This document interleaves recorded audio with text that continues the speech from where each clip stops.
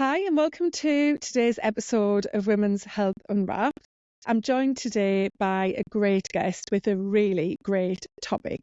We're going to be diving into resilience and how important it is to build resilience and the role that our health and well-being play in being a resilient person, because we all know that life throws obstacles at us of all different kinds.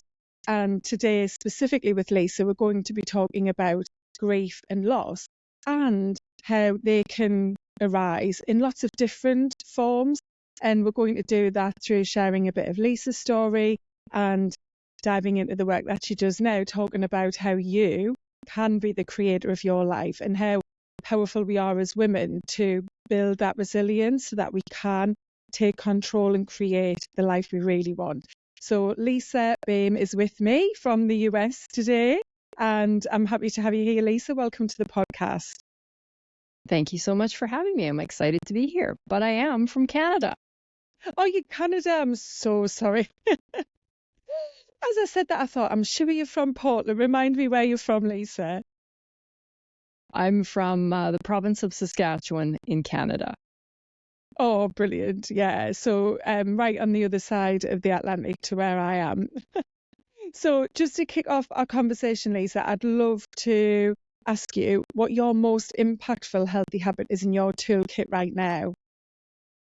Gosh, I'm going to say getting outside in nature. I find fresh air.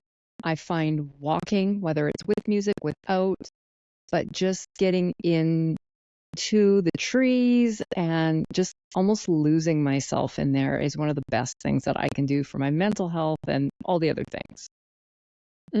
Fantastic. And I think definitely since we had the pandemic in the UK, I don't know if it's the same where you live, a lot more people have started to get outside for regular walks, and people think for the first time, for many of them, really appreciated the impact of having that fresh air and, not necessarily being fortunate enough to live close enough to the most idyllic nature spot, but getting outside and seeing the sky, seeing greenery, which for many people up until the pandemic, especially in the winter months where we live, wasn't possible if you were working inside. And so I think that's something we've definitely learned to value more. Do you see the same where you are? Definitely. Where I live, I'm pretty much right in the middle of Canada, and we are known for our brutal, cold, frigid winters. And it can be a bit of a challenge to get outside, but even if you get yourself bundled up and walk around the block, you're freezing cold by the time you get home, but you feel alive and awake and invigorated. And I know on my own personal journey that has been instrumental in keeping my head above the water. Yeah.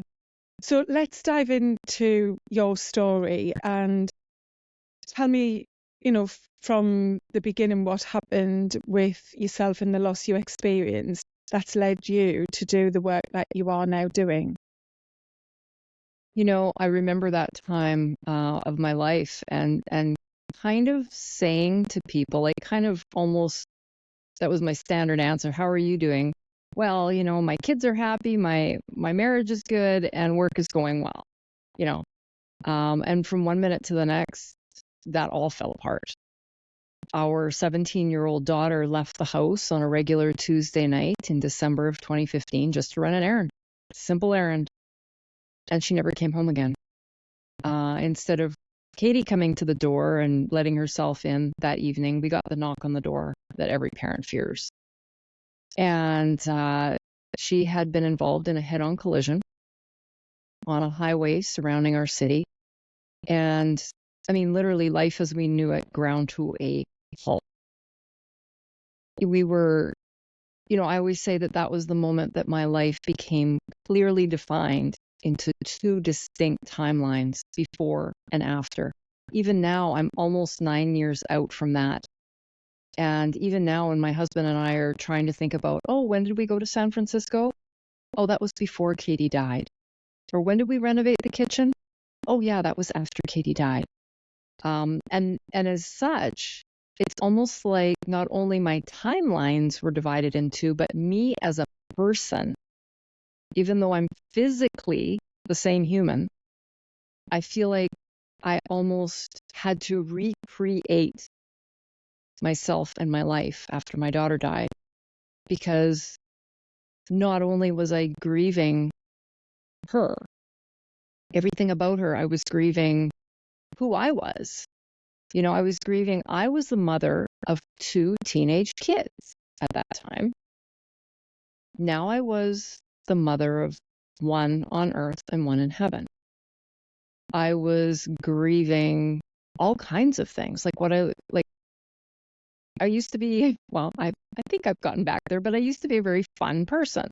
I was the one organizing the fun barbecues. I was, going on all the trips. I was doing all the things. And for a long time, that was not who I was. So I was grieving that person that I once was. So it's just been, for lack of a better description, a real learning journey. I have worked in oncology as a radiation therapist with cancer patients for over 33 years. Part of my training was about death and dying. I had a whole half a page of notes, and I thought I knew a thing or two about grief. I really did. And after my daughter Katie died, I wanted to go to every single patient, every single family that I'd ever interacted with that had lost, a family had lost a loved one. And I wanted to profusely apologize to that family, because it turned out I didn't know a darn thing about grief and loss and death and dying until I experienced it in my life. So it's really been, it's been a journey that I wouldn't wish on my worst enemy. But at the same time, as crazy as it sounds, I feel like there have been so many gifts in there as well. That's such a beautiful way to tell us that story, and I really appreciate you sharing this. And I know this is something you share often. You've written a book, you're a published author on the topic of grief and loss, sharing your story of losing your daughter Katie. But yeah, I just want to acknowledge that I do appreciate you sharing that and saying it in the way that you have, and wrapping it up like that at the end as well, in terms of feeling as though you have received some very worthy gifts in that grief and loss journey that you are still on. And obviously it's the most unimaginable loss that any parent can ever comprehend. It's a fear I think we all have from the moment we give birth to our children, isn't it? And what kind of thinking about yourself at that point in time when you did lose Katie, how were you then? Were you someone that would describe themselves as resilient and able to cope with whatever life threw at them? Gosh, I would have said yes prior to losing Katie that I was fairly resilient. I was 46 years old at that time and, had some life experience, had tumbled a few times, fallen down, picked myself up for various reasons. And I think I had to rediscover my resilience after grief, or in grief, I should say. There was a time early in my grief journey, and now acute grief is another beast all into itself. Those first X number of months, because everybody's different, right? There's no recipe for grief that says in 6 months, you're going to turn a corner. In 1 year, you're going to be all better. First of all, grief, especially when it comes to loss of a loved one, you carry that forever. But the acute stages, the early grief, let's just call it that. That is something where it's really hard to function as a human being. I mean, I know it sounds dramatic, but getting out of bed sometimes, it's really hard. I remember one time we were inundated with casseroles and lasagnas and all the things, and people were just so kind. And eventually those ran out. So I had to cook a meal. And I like to think of myself, for years, my entire adult life, as a really good cook, really good cook. And I can throw things together fairly easily. But I remember my first attempt at cooking after Katie died. You know what that meal was?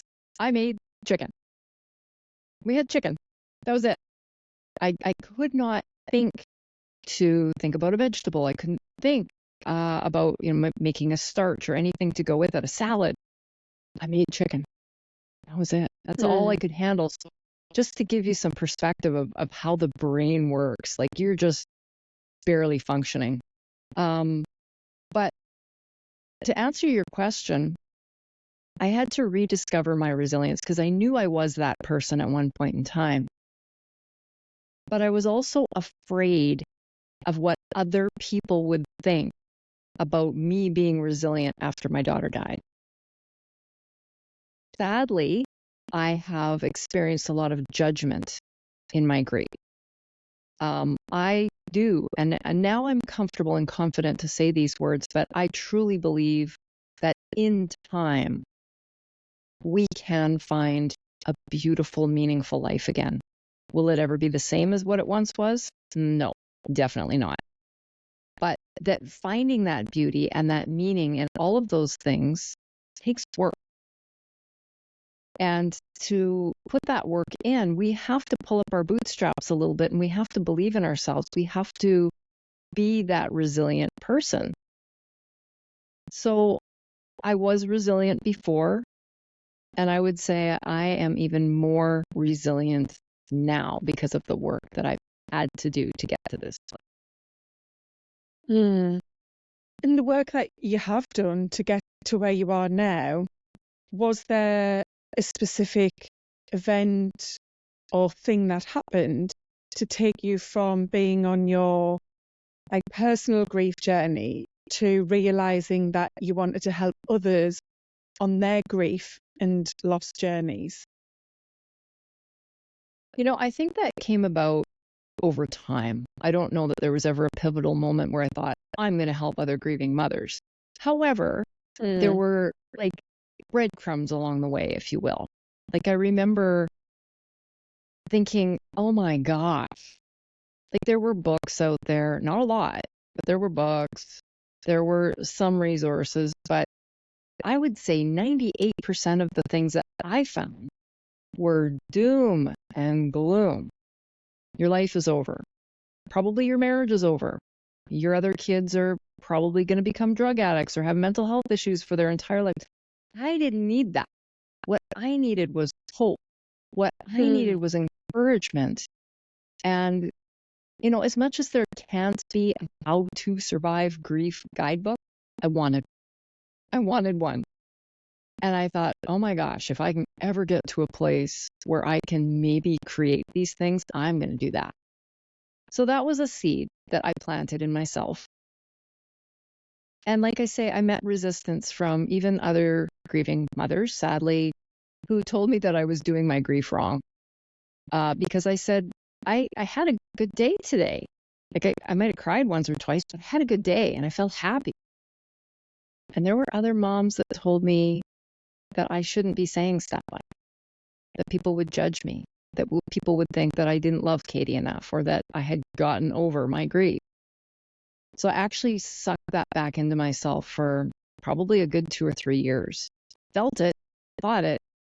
I knew that I could find joy in my grief, but I was terrified to say it out loud. But there was this one moment when my husband and my son and I were traveling, and we were in British Columbia, Canada. And if anybody has ever been there, you know how beautiful that province is. Lots of ocean and forest and just beautiful. And the three of us, ended up traveling a lot that first year. And a lot of those trips were not extravagant. They were weekend getaways to the next city to go see family, something. But we found that when we were away and we were together, we were kind of learning how to become a family of three. Because sitting at the kitchen table with that empty chair across from us was really hard. So we needed to learn how to be a family of three. Anyway, we were on this beautiful hike in British Columbia. And I remember our hike kind of spit us out onto this glorious beach. It was the middle of July, perfect weather. I remember walking along the ocean side, had the water on one side, the trees and the forest on the other. That was a warm day, so that sun just felt like a warm blanket on my shoulders. And just tipping my head up to the sun and smiling and honestly feeling joy and happiness for the first time in a long time. And a millisecond later, it was like I got punched in the gut and I could hear these voices in my head. What is wrong with you? You cannot be happy. Your daughter is. But then I remember kind of the other voice in my head saying, well, wait a minute. That millisecond, that moment that I felt joy, did I forget about Katie? No. Did I quit grieving her? No. And it was kind of like a big aha moment when I realized that grief and joy can and do coexist, and that we can carry them together, and that one doesn't cancel out the other. I can be having a really stinky, griefy day. Does that cancel out any joy in my life? No. So that was a big pivotal moment for me. And it was around that time that I got a little bit braver in sharing my story and my thought. And, eventually I did find people, grieving mothers in particular, who were either experiencing this mix of emotion or who were wanting to live a life filled with joy and gratitude as a way to honor their child's legacy. So, it's really been just constant learning for me and kind of grasping, reaching out for like any resource possible. Like I went to therapy. I found other moms like me who kind of shared the same thinking as me. I had tried other grief groups that didn't align with my grief, and that was okay, but they weren't for me. The self-care piece, oh my gosh, like that, if that was a prescription that I could write to other grieving moms and hand it to them, that is what I would do. I mean, I don't think I would be here in front of you today if self-care wasn't the cornerstone of my own healing. But it's just really been an ongoing journey, and always checking back with myself, what feels good and what just doesn't feel good. And the other thing is, from the minute Katie died, probably the next day even, I imagined her always standing beside me, watching me. And I always just want to make her proud.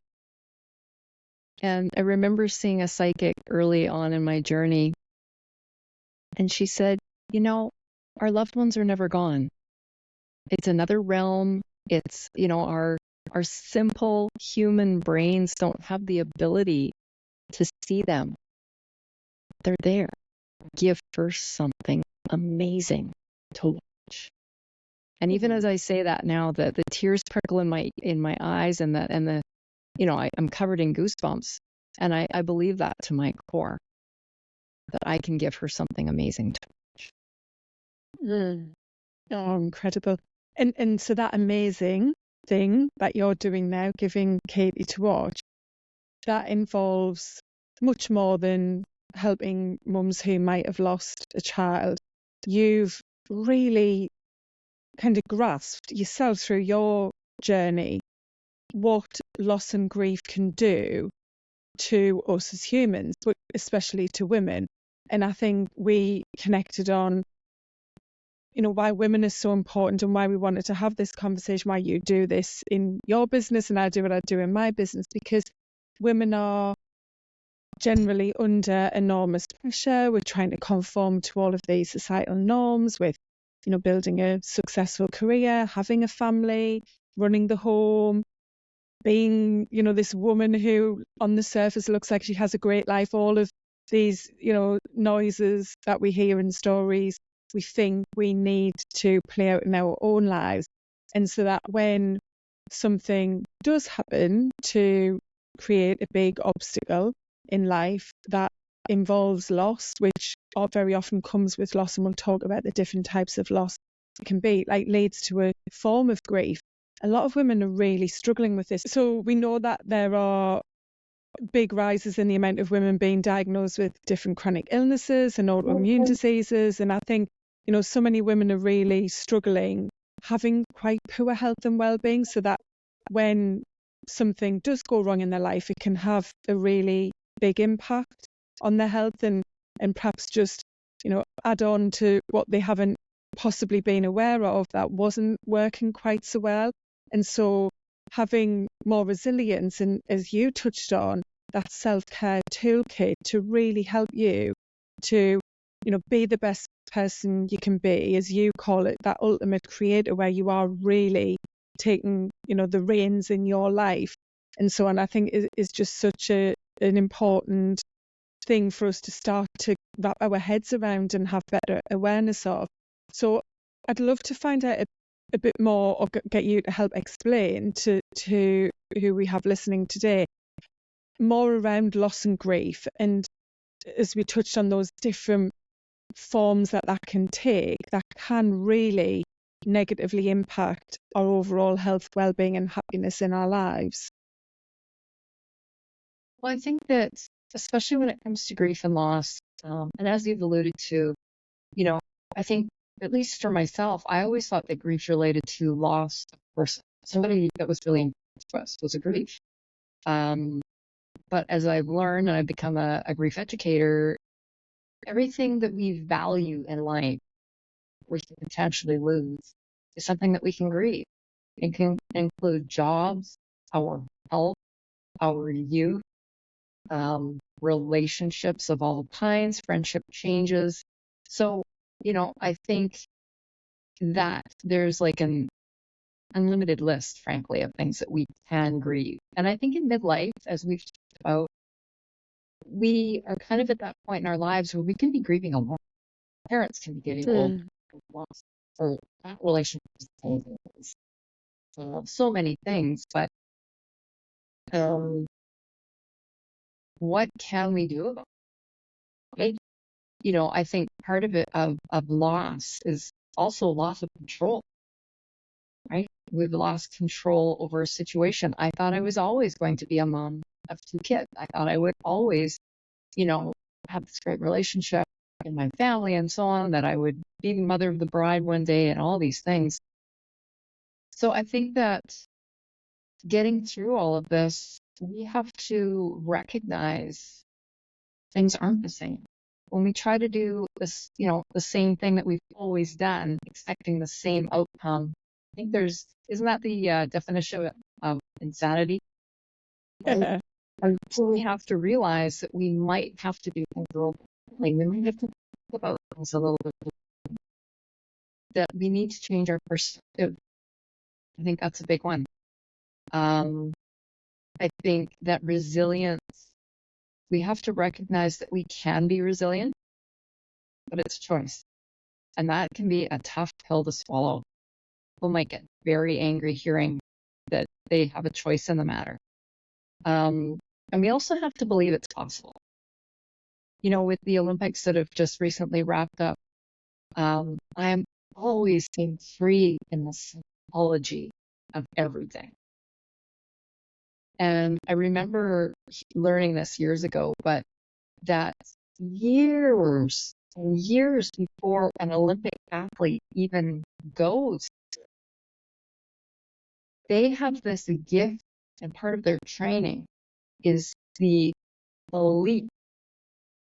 They can see themselves and they believe 100% that they are capable of not only getting to the Olympics, but standing on that podium. And frankly, no matter what we are trying to accomplish in life, no matter what we're trying to get through in particular, there is no hope of doing it if we don't believe it's possible. Right? Like if we think I can, well, guess what? You can't do that.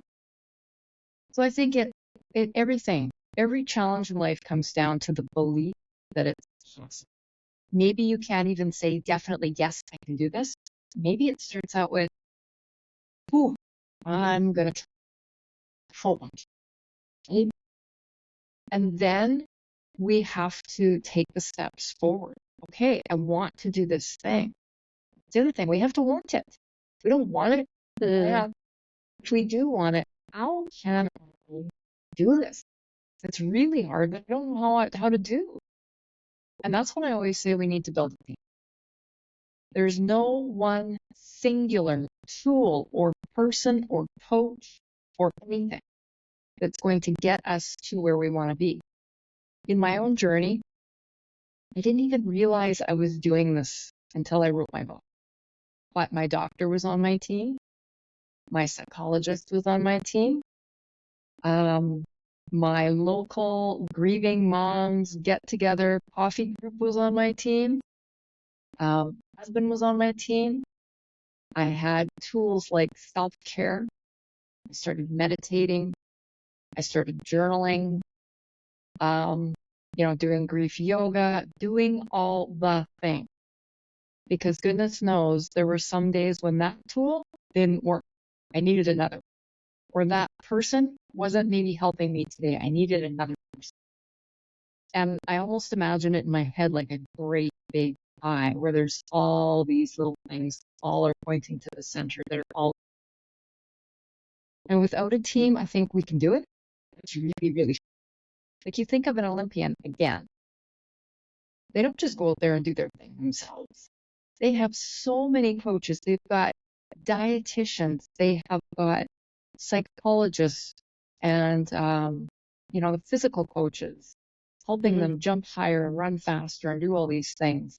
They have experts of all kinds. I would bet my bottom dollar that there's no Olympian that shows up there without a team.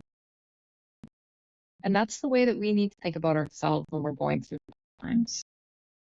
I don't know if anybody here has read the work or has heard Dr. Jody Carrington speak. She's a very well-renowned psychologist here in Canada.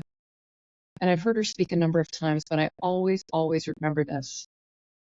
We were never meant to do this alone. Now, this might be divorce, it might be grief, it might be life. We are social creatures by nature. And in the last couple of generations, I think back to my grandparents, when they wanted to build a barn, they didn't start hammering away on their own. They had a barn raising party, right? People from all over the countryside would come to help them.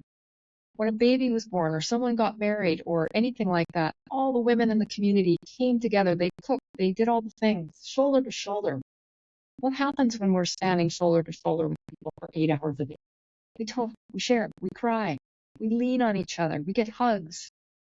And then, just technology and all of this has moved us to a place where we think we can live in silos. We think we can be these strong women on our own, when in fact we really still need. I think that is a huge piece in resilience and health. Mental health is being together with other like-minded women and that we can lean on them when we need. Yeah, that's something that I really don't think is spoken about very much at all. There's lots in women's health that is still in its infancy and only just starting to really come out and hopefully become very normal. But this is an area that I definitely haven't heard a lot of people speak about yet. I know that loneliness is now cited to be a bigger killer than smoking is because, they found in the research how as humans we need that social connection and that feeling of belonging and community. And so it absolutely makes sense what you're saying. And it's almost like we've made a mistake in trying to be these very independent, powerful women, that we've fallen into the trap of believing the only way to do that is to do it alone. We've kind of seen that, I think, happen quite quickly over a very short time frame, probably the last 50, 60 years, definitely like post World War II. As things started to modernise in perhaps the 60s and 70s, that as women rose, it was like, let's break away from, as you say, the way we used to be, where it was very much people connecting, supporting, doing things together, to doing it on your own, to rise as a powerful woman. And I think that's possibly one of the big things behind what is impacting a lot of women's health negatively. It's a really interesting way, I think, to think about it, and think, for you listening, what does this look like in your life? How much support do you have? Are you allowing support in? I think is one question to ask yourself, isn't it? And I love how you framed the way that community and team can come together to help you build resilience, because you're right. Sports people have those teams that worked for Nike for 20 years, and I've heard lots of professional, very successful athletes talk about this. And I was like you, watching the Olympics and seeing some of those gold medalists, and the 100 meters is a brilliant example. It's a race that is over super quick, and you've got them, and I kept really looking at them and thinking, are they nervous? What are they thinking about? But as you said, they've trained for years, and they have run that race thousands of times in their mind, with every single scenario being played out, so that to them it is a process. They know what to do.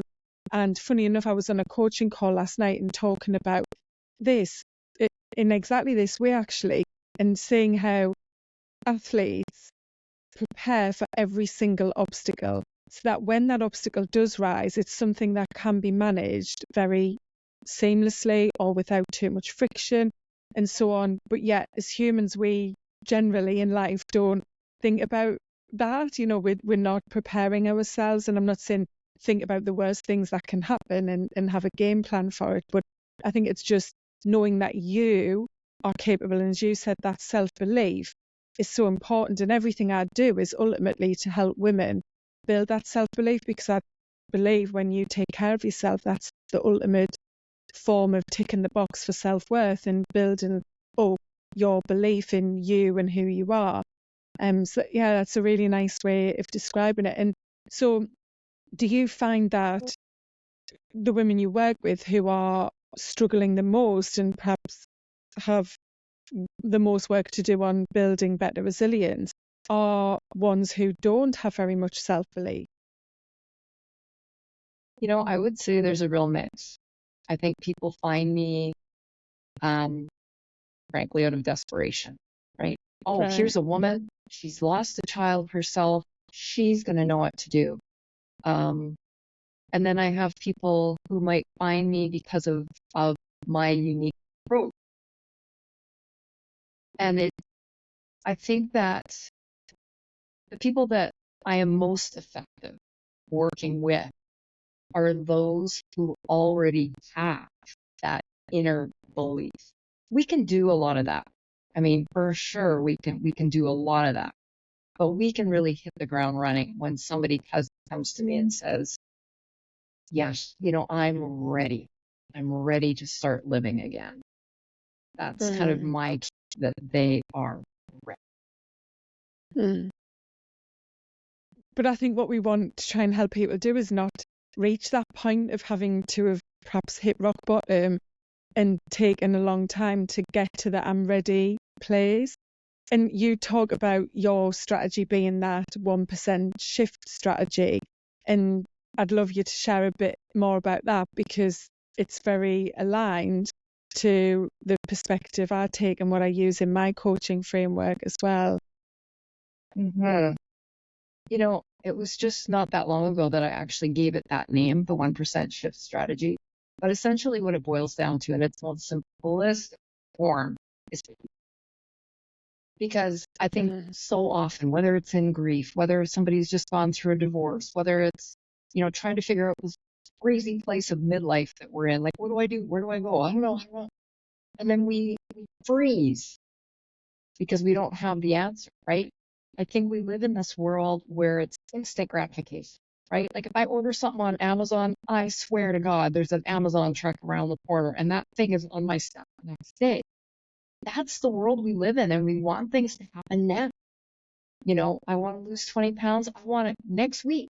or tomorrow or today. Yeah.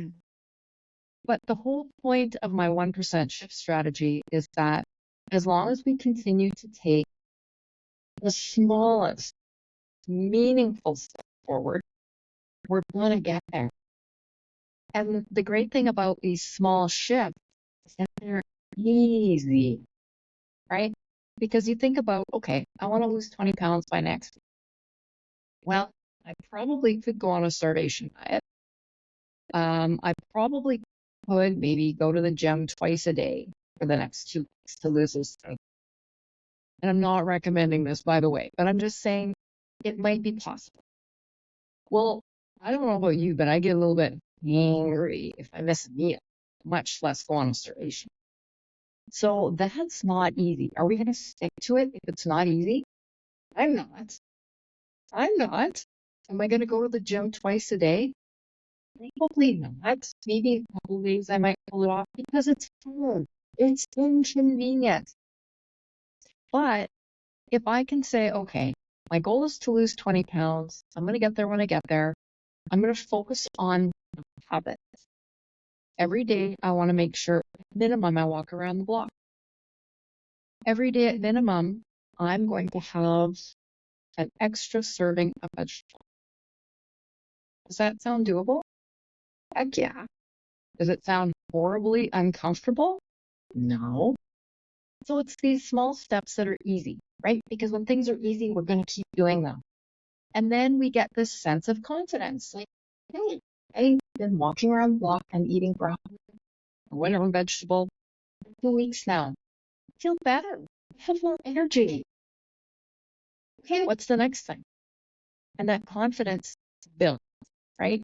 It gives us the strength and the confidence to take the next step forward. Okay, what's the next best step? Well, I've always wanted to learn how to run a 5K. I'm going to sign up for the, right? You know, maybe I need to go see a naturopath. Coach, maybe I've got some inflammation. Anyway, the whole point is baby steps because they're easy and we can stick. And simple math. What happens when we make a 1% shift for 100 days?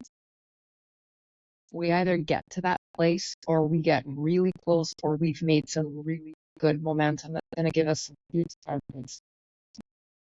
So I think that we need to take a step back from complicating, whether it's surviving grief or getting through this crazy time of life. I know I'm battling menopause symptoms and all this. It's just to take a different approach. What's the kindest, gentlest thing that can be stop today that's going to move the needle? Yeah, you are so right. And as I said, we're very aligned on this. I talk about this often and share why so many people fail to make those health changes they want for themselves because they want that instant 20-pound loss. You know, they've made their mind up, they're going to lose weight, or they're going to get fit, or they're going to, you know, finally learn how to not get so stressed. But they want it to happen straight away. And that's a cost of the world that we live in and the way our brains have started to shift in being so in need of that next dopamine hit that we think if we aren't feeling the satisfaction and the dopamine straight away, then we're failing and what's the point and so on. And so, yeah, it's got to be about those small steps. And I think when we think about grief, whether it is in the loss of a loved one or, as you said, so many other life events, a separation, divorce, maybe some kind of financial loss. You know, I was made redundant. That was a big change. You know, I'd been at the company 20 years. It was part of who I was and had been, you know, from quite early in my 20s. So there's lots of different ways, but I think you suddenly think, this has to be fixed. I can't feel like this. This isn't nice. I don't, and none of us want to feel that hurt, especially when it comes to the loss of someone we love. But we expect ourselves to be able to recover, and I think we put a lot of pressure on ourselves, whether it's to work through something really difficult like that or achieve a goal that we have to change something in our life. And that's often then what costs us moving forward and being in a stronger, healthier place, isn't it? So yeah, so that brings us nicely then to kind of wrapping up with 3 simple steps that somebody could take to build more resilience, so that they do feel when these life obstacles come their way that they are capable, that they have that belief that they can navigate through them. What would you share? You've given some great tips so far, but just those kind of 3 simple steps to get started. Well, I think I'm probably going to repeat myself here, but I think they bear repeating. And that number 1 is self-care. And I'm not talking about spa visits and bubble baths. I'm talking about the Yeah. nitty-gritty basics. Getting enough water into your body. Replace those tears. We do need the 2 liters a day. Get good nutrition, all that, good sleep. Number 2, we need community. We need connection. We need people in our lives, ideally, that are going through the same things that we are, because immediately we feel less alone and we can glean so many ideas from that other person. And number 3, I think we all need a therapist, frankly. I think we all need somebody who can help us gently peel back the layers. We are very complex humans. And as women, I think we're even more complex. And having a professional just gently help us peel back those layers and work through the things can really be a big. And with the tip number 2 and the community, I know many women, especially in midlife, feel that their friendship groups shift. I think it's a point when we start to change, or the other people in our friend, or maybe just peer support groups become different, and we no longer have the same interests in place. You obviously found a very specific group with yourself, the mothers who were grieving for the loss of their children. Well, as we Have said, I you mean, got there's any so many advice different on where kinds you of can grief. So perhaps find something to help you if you do feel that a community is a bit of a gap in your life right now? as you were mentioning, especially in midlife, I think it's very normal that we feel this change of friend groups for a variety of reasons. We are evolving people, and as we evolve, some of those friend circles may not be as pertinent or as comfortable as they once were. Something that I would suggest, I mean, I think we're all familiar with social media. There's Facebook groups and all that kind of thing.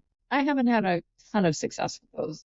But what I started doing was finding local groups that were centered around things that I like to do or that I wanted to learn how to do.